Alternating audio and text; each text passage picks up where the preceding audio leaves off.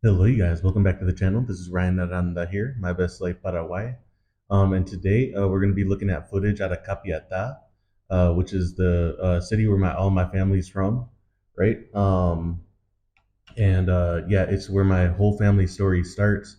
Where my grandma had her first house, and my mom is part of 13 kids, I believe. Yeah, so I have many cousins, and so this is actually the Fiesta Patronal, which is the yearly celebration of the founding of Capiatá. I believe this is the 285th birthday, but I'll confirm that right on the screen here. And anyway, so there's a concert that's in the Plaza of Capiatá, the Plaza de Capiatá. Some maps will pop up here in the moment, and then we'll get into just some driving footage when we're driving around trying to, or when my driver's going to drop me off. Then the concert itself, then kind of walking around just a little bit, checking out what's up. Like 'cause it's kind of like a fair, right? It's kind of like a county fair, a state fair kind of thing. Anyways, that's what the footage is. Here's a zoomed out version of Capiatá, the map. Then it'll be a more zoomed in, showing the plaza, and then the more zoomed in version um, after this. Okay.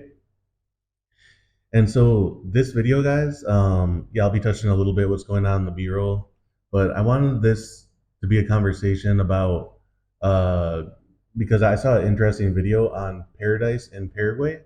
Their video, if you guys don't follow them, be sure to go follow them. A wonderful family who lives down here in Paraguay, and they have really good insights. Right? They also have young kids who they're raising here in Paraguay. So they analyze what's going on in the U.S. and the Paraguayan side of things, right? And yeah, and so I appreciate their insights, you guys. They're a great channel. If I remember, I'll put them down in the description or on the screen here.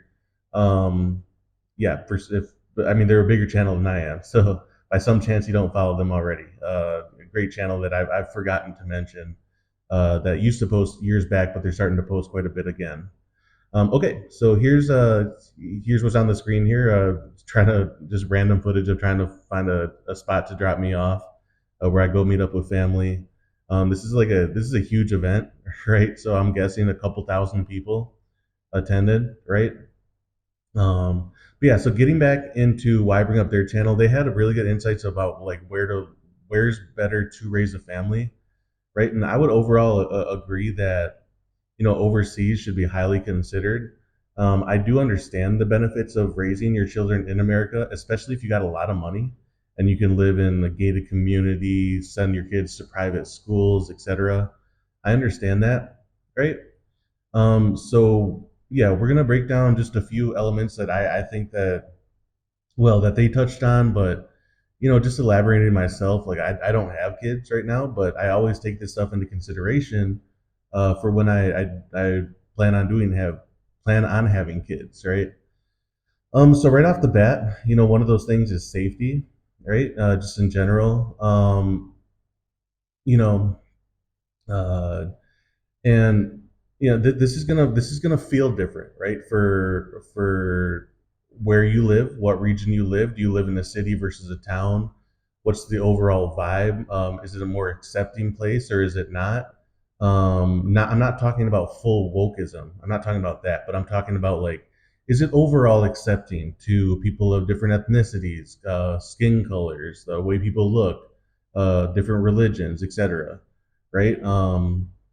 So you have to like consider all that as a parent, right? Also, like a lot of people think that immediately when I talk about race in the U.S., they think that I'm talking that it's like only white people can be racist towards everybody else, but that's just not the case, right? There's a lot of animosity even between Latinos, even between ethnicities within Latinos, animosity between Black, unfortunately, and Latinos in many cities and states. I think that stuff should improve. There should be more unity and acceptance among groups of people. But if we're going to be honest, the United States is really neighborhood to neighborhood, community to community, city to city, state to state. So you just have to constantly analyze this stuff, right? You also want your kid to not be in an environment where it's yeah, maybe you'll save more money living in a certain neighborhood, but is it more of a gang neighborhood? Is there more of a potential where if he or she is rebellious, that maybe gangs would try to recruit them, etc.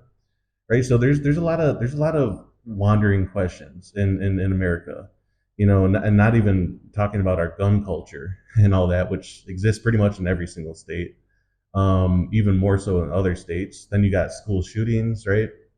I believe the numbers that closed out 2024, I want to say there was somewhere around like, I don't know, it was I want to say like around 500 mass or school shootings in the U.S. versus zero in Paraguay, right? And I know that some parents may say that, oh well, it's even though it's still 500 per year in the U.S., it's still likely of a chance that it won't ever affect me and my family or my kids, right? And yeah, probability wise, you're probably correct, right? I remember Madison, where I'm from in Wisconsin, right? We said the same thing, like, oh, it's probably, well, we should prepare, but it probably won't happen here. And guess what? It just happened this last year, right?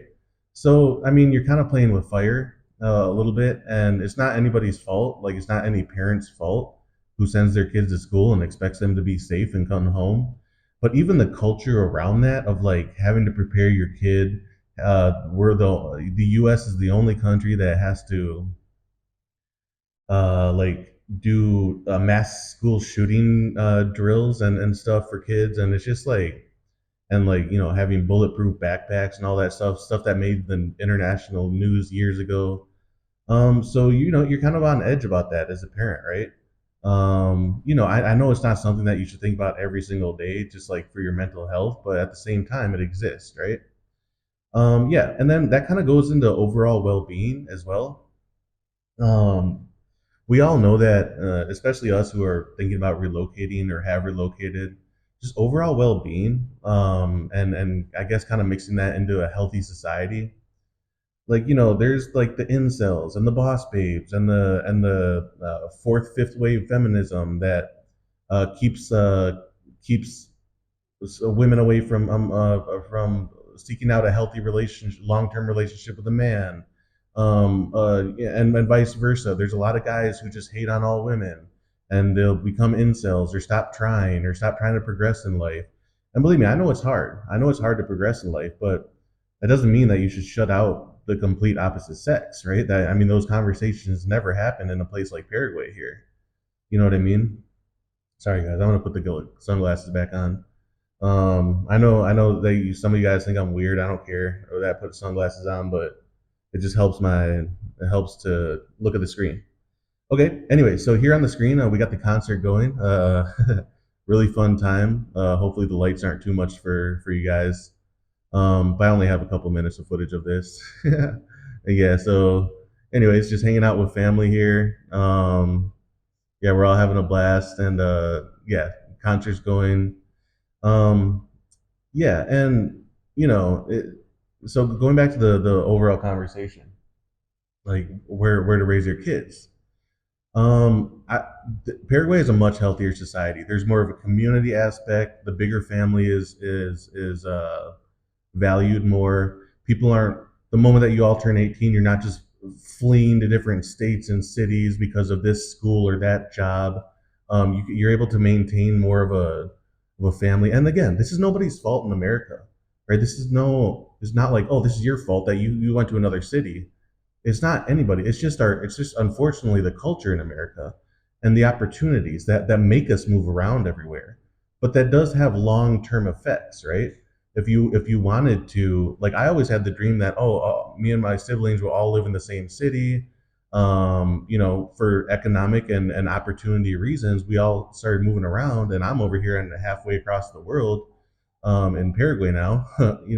Yeah, I'm originally from here, but still, you know, um, so yeah, so but here, for example, like you could have people that went to college or whatnot, and some of them might move to like Spain, or some, I don't know, they might try to go to the U.S. for a while or whatever. But mostly, like even I've talked about this before, but even like doctors and lawyers and stuff, they're moving it right across the street from mom and dad, right? And then you know what I mean? So or down the block or something like that. So like their kids are seeing their grandparents, you know, their parents like every single day. And it's just a really it's a special thing to see. I see it literally play out on the street that I'm at right now. There's a father and his kids and his wife, and then across the street lives the grandmother, right next to me. Right, so it's a healthy thing to see, right? That you just don't often see in America anymore, with the exception of maybe some first generation slash immigrant families, right? That's kind of the exception, but that's not the rule, right? And so yeah, so you know, there's a lot of social division that I mean, let's not even talk about political, right? But then political can also upset families as well, right? If you're not all on board in the same boat under the same candidate, hell, you can even be on the same side, the same quote unquote side, right? And still have disagreements, right, about certain people. You know, so it's just you're forever finding yourself in a cycle of just unhealthy behavior in the U.S., right? Um, and yeah, I mean, it's not a fun thing to see and to play out, right? Yeah, and then here in Paraguay, obviously, nowhere's perfect, right? But people can kind of set aside their differences when it comes to like politics and this stuff to all come together to the Capiatá party and have a good time, right? Not one person in this crowd is thinking about politics right now. Not one person. They're just like, okay, where's my family at? Are we all good? Do we all have beers in hand? And are we all good? Right? Okay, so now here on the screen, I'm just kind of walking around. I don't film this the best. Sorry, you guys. I'm just kind of walking around the fairgrounds, I guess you would call it. Um, Sorry, guys. I got my girlfriend coming here in a few minutes, so that's why I keep looking if she comes. Anyways, but yeah, you can see they got the I forgot what that's called, like the arm wheel around thing. Anyways, full fun time for families, friends, all that stuff, right? So the last thing I will say, right, on the whole family thing, and this does get a little bit complicated, right? For myself, right, is citizenship, right? A lot of people consider getting rid of their American citizenship. You have to have a ton of money if you want to do that stuff. And plus, if you do that stuff, I actually just talked to somebody about this. If you do that, you're still going to want citizenship somewhere besides just the Paraguay or the Mercosur in general. You're going to want like EU citizenship, European Union citizenship, or something that's very strong around the world if you are going to get rid of American citizenship, right? Or you got to be freaking loaded, like millionaire or multimillionaire, right? Before you even start considering that.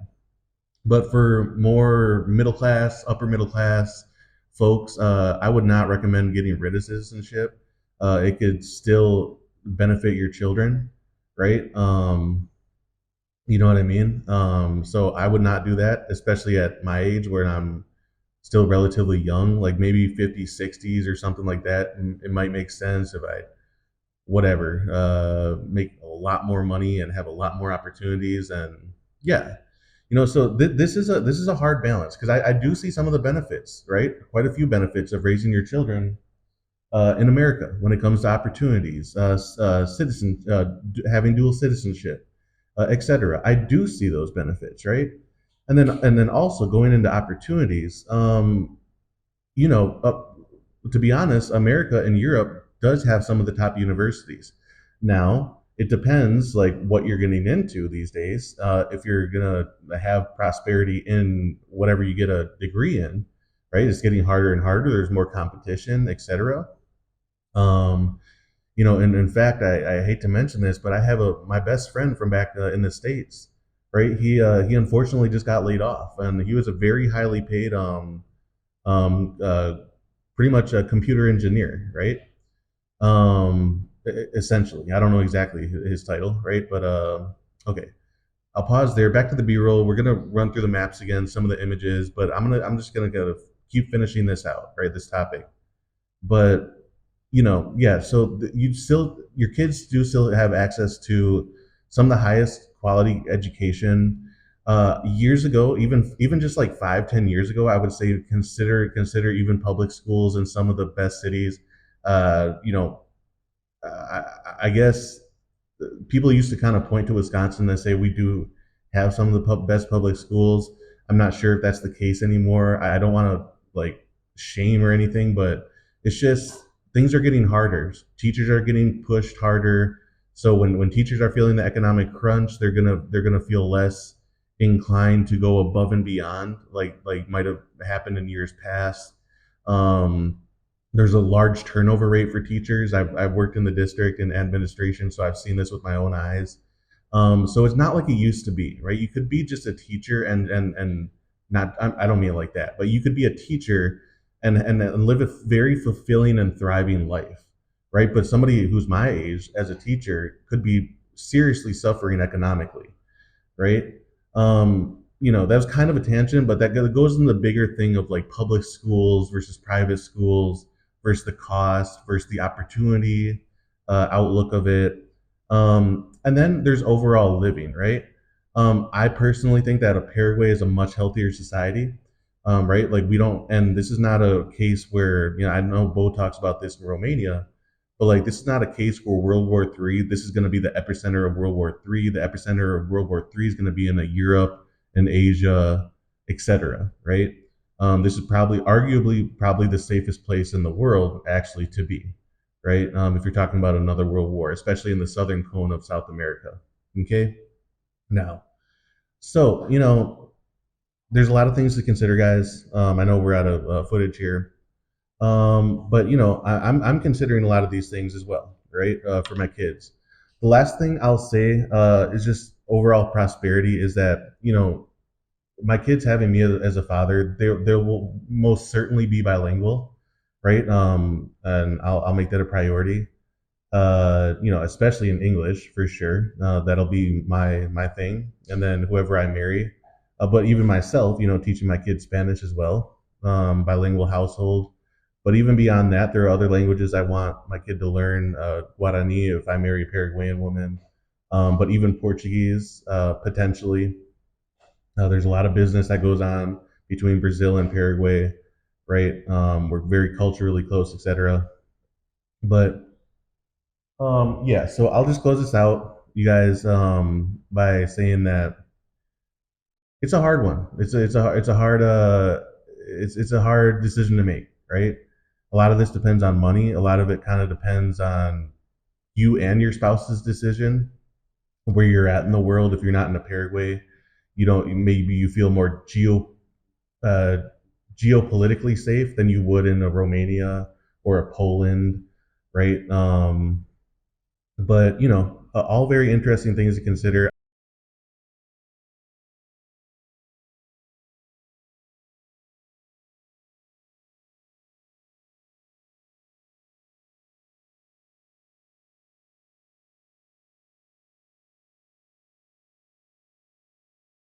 So, anyways, this is Aranda, my best Paraguay. Yeah, the last thing I'll say is just close that out. Is there's a lot of things to consider, right?